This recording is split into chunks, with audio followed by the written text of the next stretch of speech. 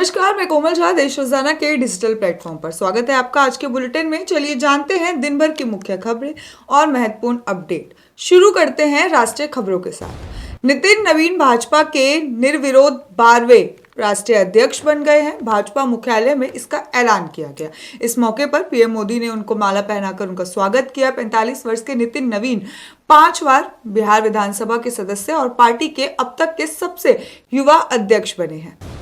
दिल्ली में 26 जनवरी से 31 मार्च तक 5 खास दिन पर ड्राई डे रहेगा। गणतंत्र दिवस, महाशिवरात्रि, ईद उल फितर, रामनवमी, महावीर जयंती। शराब की बिक्री पूरी तरह से बंद रहेगी। केवल L15 लाइसेंस होटल में मेहमानों के कमरे में शराब परोसने की सीमित छूट मिली।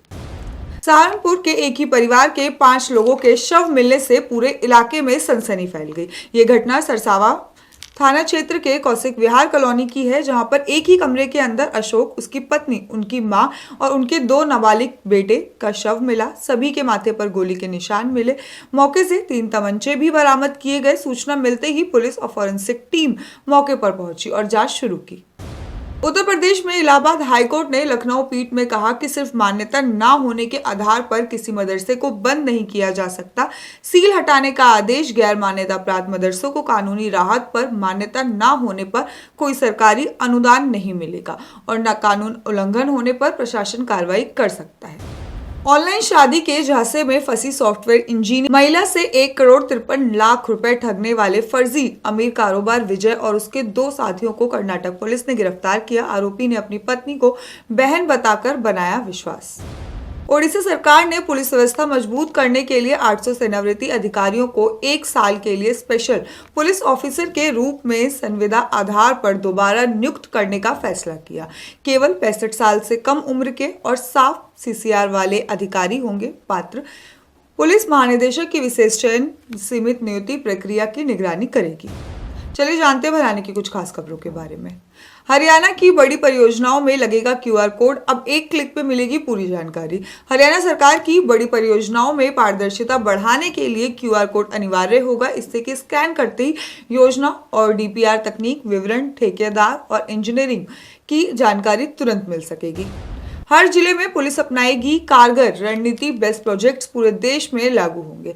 हरियाणा पुलिस अब प्रत्येक जिले में अपराध नियंत्रण के अलग रणनीति अपनाएगी। जो कि जिले के कामयाब होगी उसे न्याय जिलों में भी लागू किया जाएगा। DGP अजय सिंघल ने उच्च स्तरीय समीक्षा बैठक में अपराध डेटा के आधार पर कार्रवाई कर निर्देश दिया। करनाल में बस्तारा टोल प्लाजा पर लगेगा multi lane free flow system. अब बस्तारा टोल पर वाहन चालक बिना रुके ही टोल टैक्स पे कर पाएंगे। हाईटेक ओवरहेड सिस्टम फास्टैग और नंबर प्लेट के ऑटोमेटिक कट करेगा। साथ ही सिस्टम ओवर स्पीड को भी रिकॉर्ड करेगा, चालान भेजेगा, जिससे कि ट्रैफिक जाम और उल्लंघन दोनों पर काबू होगा। धान घोटाले में जांच तेज हुई। हरियाणा में 19 जिला खाद्य नियंत्रण के तबादले। धान घोटाले की जांच के चलते हरियाणा सरकार ने 19 जिले खाद्य व आपूर्ति नियंत्रण तबादले किए। जिसके अलावा 8 जिलों में 39 मंडी सचिवों पर भी गेट पास के अनियमितताओं के आरोप में चार्जशीट जारी की जा चुकी है। हरियाणा पुलिस भर्ती में आयु सीमा छूट की मांग। 5,500 कांस्टेबल पदों की भर्ती के बीच उम्मीदवारों ने 2022 और 23 में रद्द हुई भर्तियों के लिए आयु में 3 साल की छूट की मांग की है। आयोग ने कहा है कि नई भर्ती में केवल रद्द भर्तियों को आवेदकों को ही आयु छूट मिलेगी, जिससे कि अलग अधिसूचना जारी होगी। किसान के मुआवजे के लिए रेल लाइनों पर लाल झंडा लगाया। नौलथा गांव के किसान ने अपनी जमीन का मुआवजा न मिलने पर विरोध में कंपनी के वेयरहाउस जाने वाली रेलवे लाइन पर लाल झंडा गाड़ दिया। RPF की टीम ने मौके पर पहुंची उस झंडे को हटाया। किसान का आरोप है कि कंपनी ने उसकी भूमि पर बिना अनुमति काम किया है। हरियाणा के 45 निजी अस्पतालों को आयुष्मान चिराग पैनल से बाहर किया गया।